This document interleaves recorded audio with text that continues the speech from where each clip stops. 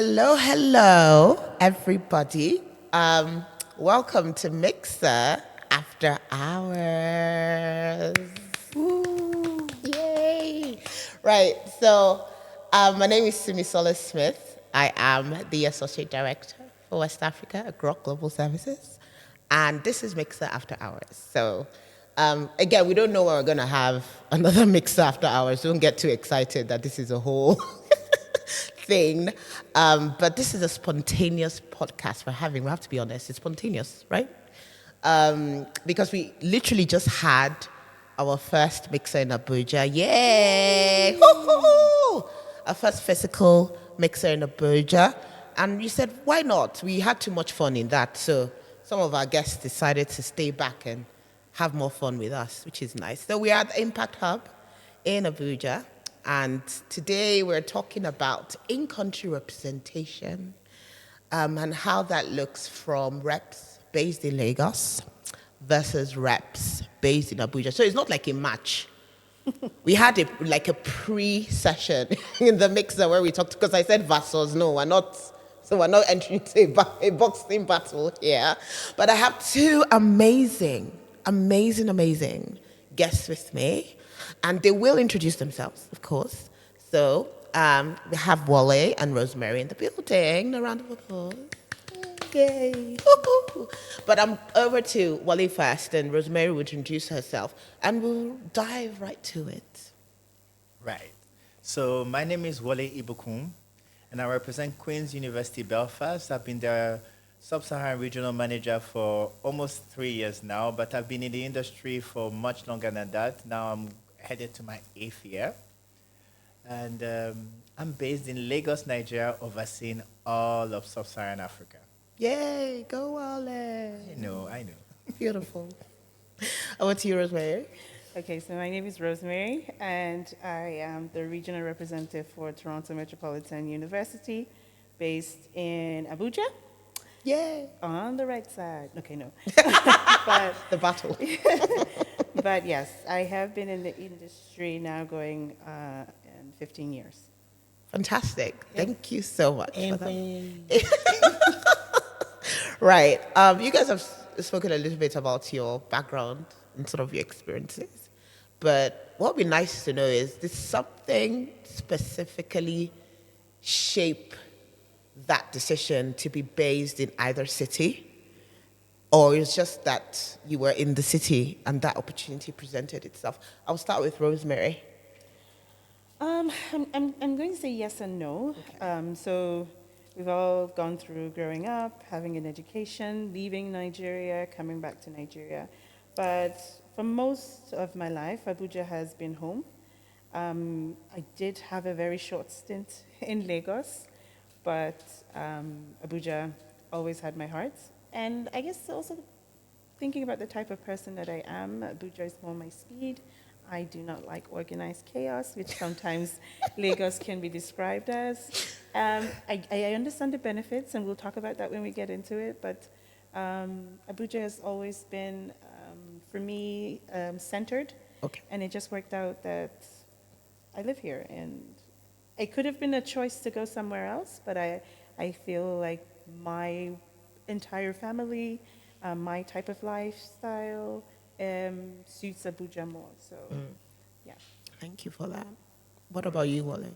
So as Rosemary said, it is the cities picked us. We've been living in the cities we currently live in. I've lived in Lagos all my life in Nigeria, and that's where I have home base. That's where I've worked in different industries for over 15 years, and that's where I call home. Organized chaos, as she said. I think for me, Lagos gets it done. Whatever I want to do in Lagos, however I want to do it, it gets it done. I don't have to. I know where everything is and everything's set, which helps in the kind of industry I am, because I know where my go-to and my go-to people are. Right. Right. So do you think you could operate from Abuja? If there's maybe just out of interest and vice versa, do you think if maybe an institution wanted you by all means? Okay. I would not mind working in Abuja but it will come with a lot of caveat. First of all, the the company would have to move me to Abuja, Okay then. get me an allowance, get me a Okay. housing in Abuja, in the key areas of Abuja, You want it all. get me a nice office You want it all. and a staff car. But if I'm You want it all. Look at you. if I'm in Lagos, that doesn't really matter. And then discounts for the kids going to school. Okay then. I want to be the proper local expat, because you're Nigerian but wanting expert. I've already given my, You don't know where this can go. You don't know. No, I mean, I 100% would give any offer a consideration, right? So I wouldn't say, oh no, outrightly, this is impossible to think about. People make the exodus to different cities all the time for different reasons. But hey, I mean, my question would be, why would you want me to? I mean, what is so specific about being in that particular location that you would need me to reside there? Okay. That's always been my feedback to that question. When people employing have asked, oh, where do you think we should have someone based? Is Abuja better or Lagos better? There is and can be an argument for or against both sides. Right. But what I think people always need to remember is that it's Nigeria. What you want is representation in Nigeria. And dare I say, even if the person was even in a remote city, Yes. it would also work. But if the person happens to be either in Lagos or Abuja, don't restrict yourself. If you have a good candidate, don't say, oh, well, we really wanted somebody in Lagos, or we really wanted someone in Abuja. Yes, strategically.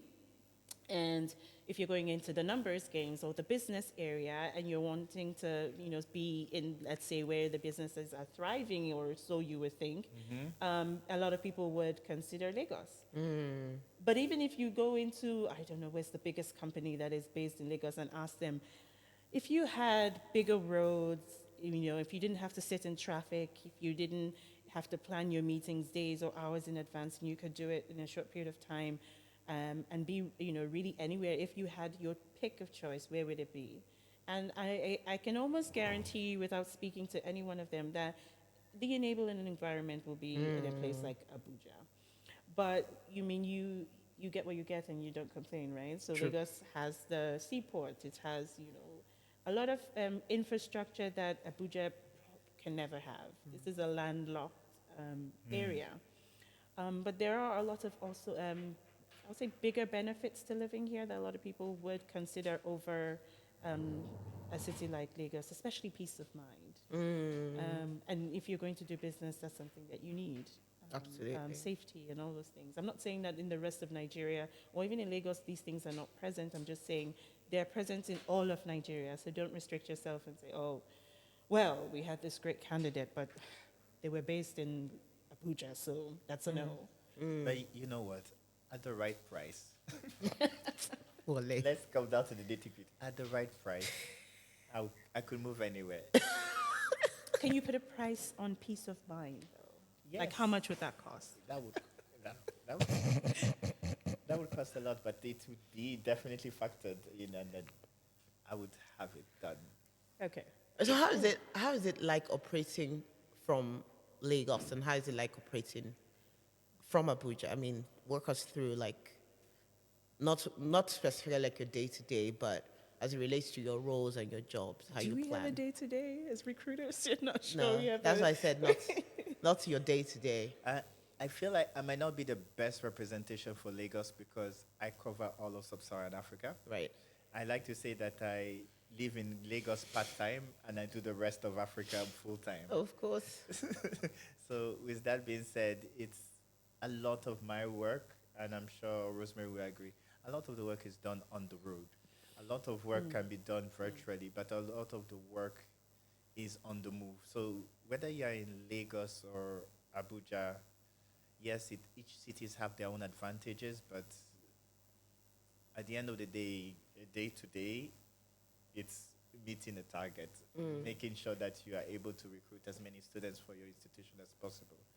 And wherever those numbers take you, you go for you go for it. But also on the flip side, the sponsorship bodies are more in Abuja. So there's a lot of come and go between the cities and a lot of synergy that you have to maintain both contacts in a more or less even manner. I mean, I sometimes would say, I mean, even yes, it might overlap just a little bit, just because, as you mentioned, the schools, because you're going to ask what type of schools. So when we say there are loads of institutions, and I'm talking about secondary institutions now, or maybe sixth form, or Yes. all those types of schools, they're beginning to understand now that okay, Lagos might be a bit tight to put these schools only in this particular state. Let's look at building branch, campuses in Abuja and in, other parts of Nigeria. And that's what's happening now. So you might visit, American school. There's an American school in Abuja. Yes. There's an American school in Lagos. There's also an international airport that has, I think there are probably about 10 international, what I say, carriers that leave from Abuja. Probably a lot more in Lagos.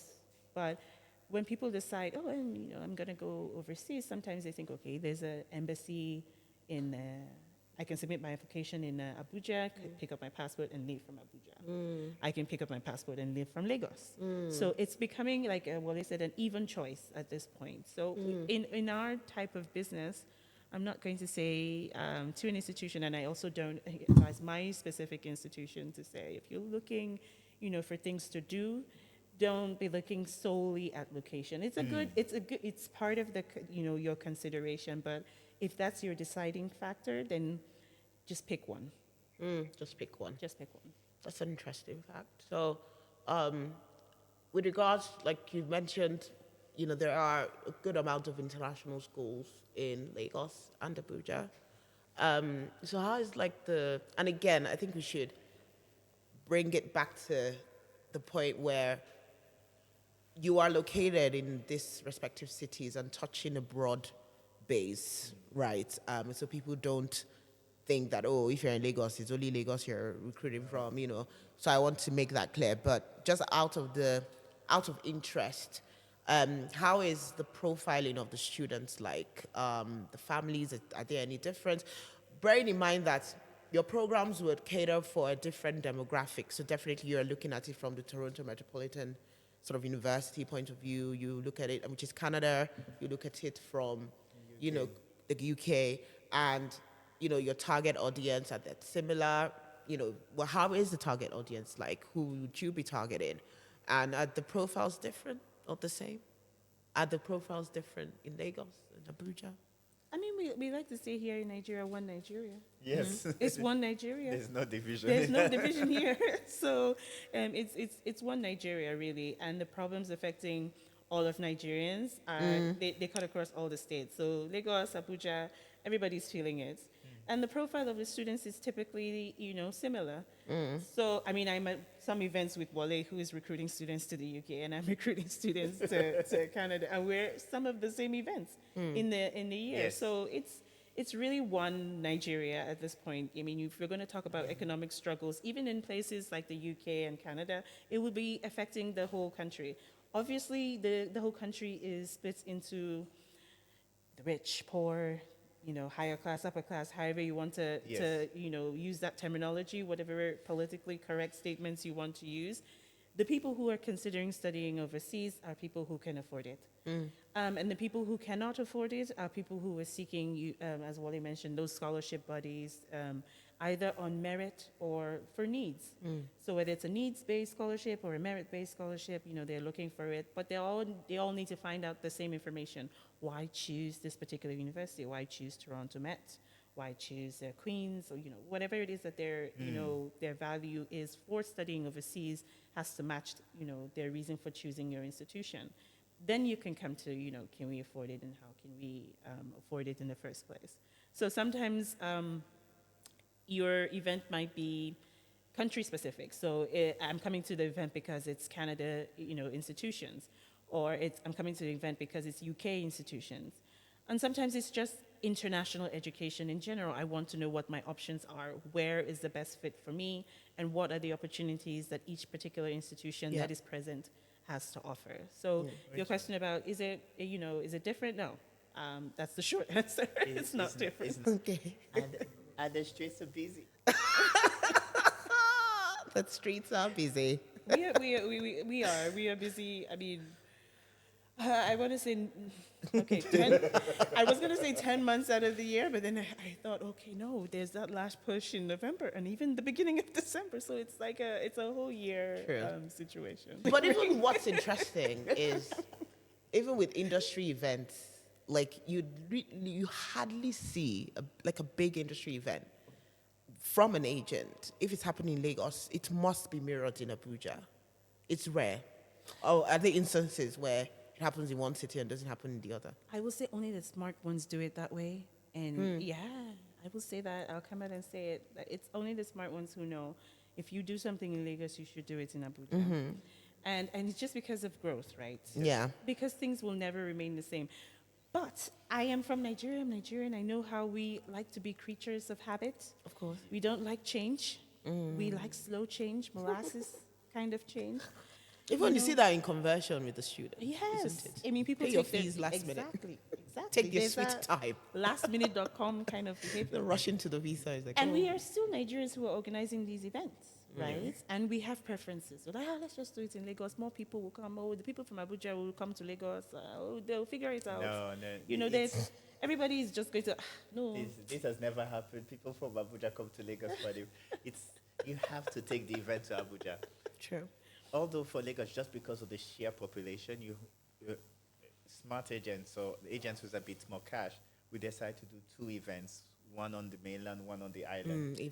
Then go and do it in Abuja. Abuja, obviously, because it's easier movement. Yeah. But Lagos, just because of sheer population, you need to do it as strategic as possible. And if you are able to do it in 2 locations in Lagos, Otherwise, just pick one. yes.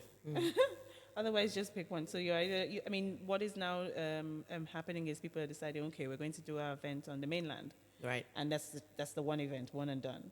Or like Wole said, if you've got the budget, we're going to do mainland and then do one on the island. Because the amount of time it's going to take you to cross, the event will be over by the time you get there. Of course. So if you're wanting that value for money, you're going to do that marketing for the event that says, okay, we're doing one in Ikeja or wherever it is you're choosing on the mainland.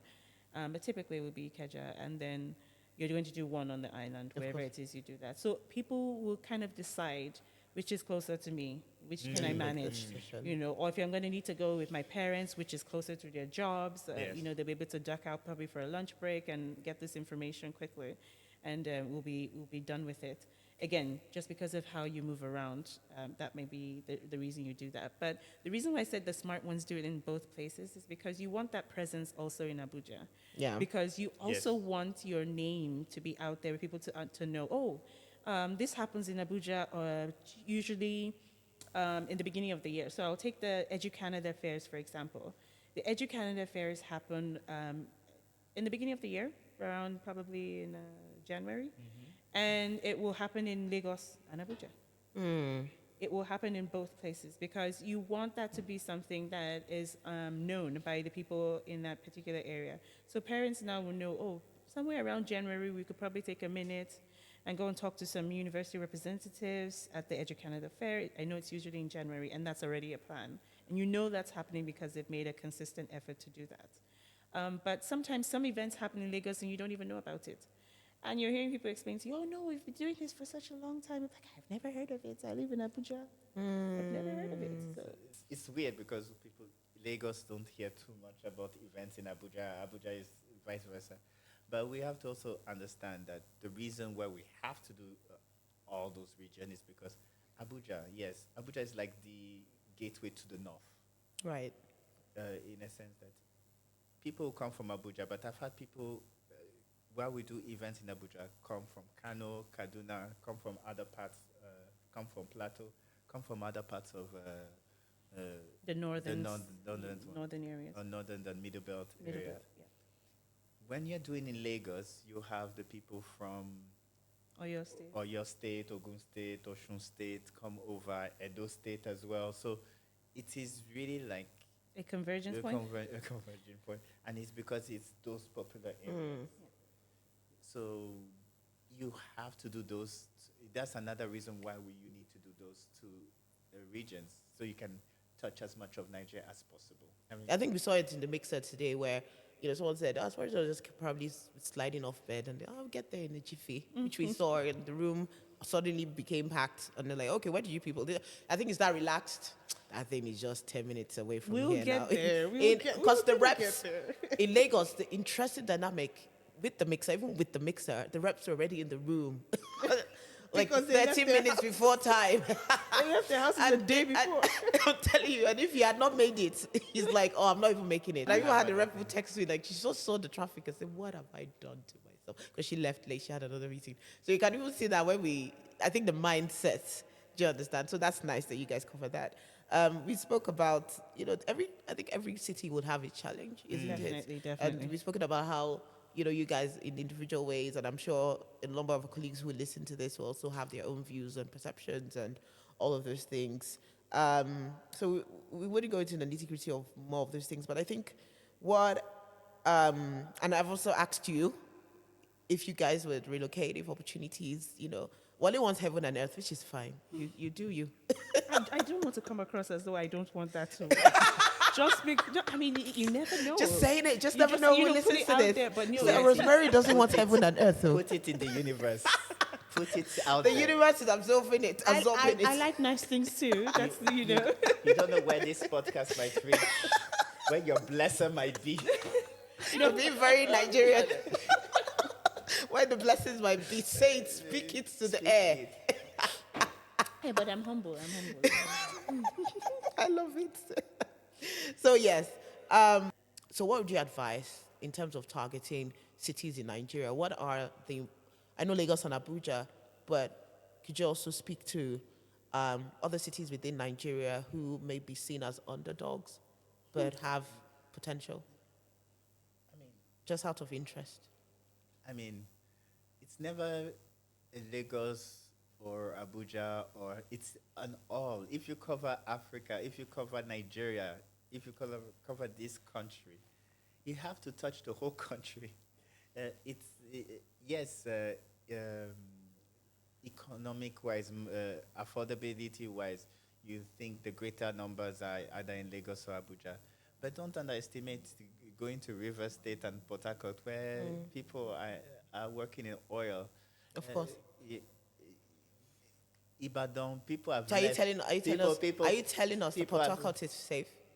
I'm actually doing an event in Port Harcourt tomorrow. Okay. So it's not. I mean, well, Would you mind your overseas colleagues coming to Port Harcourt? Yeah. I mean, again, it's a planning situation, right? Okay. And I always say this when I'm saying, even when we're talking about whether Lagos versus Abuja, whether to put someone to represent, the problem, or let's say one of the issues, comes with how we are passing on that information. So even foreign countries have advisories for their visitors and for their country people who are visiting. What is the word I'm looking for? For their citizens. Travel Yeah, so they advisory. have a travel advisories, thank you, for their citizens going to different countries. And that's based on what's happening in those areas. We know this, it's in the news. Yeah. What goes on in, the Niger Delta and all those things. Yes. And we know what goes on in Nigeria. And when you see that news blip that comes up and you'll hear, oh, this is happening in Nigeria. But we who live here know that sometimes they say, oh, something happened in Abuja, and it's somewhere like in the background that is, isolated. It doesn't mean all of Abuja is now unsafe. So to answer the question, yes, I would advise my overseas colleagues to come if they want to come, and we make a planned event, and the event will go off without a hitch. It typically, would do.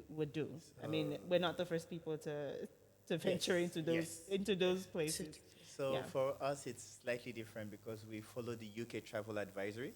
So Interesting dynamic. So the UK Travel Advisory, which is on the UK government website, shows you each country and where you're allowed to travel in each country. They will say red, no-go area.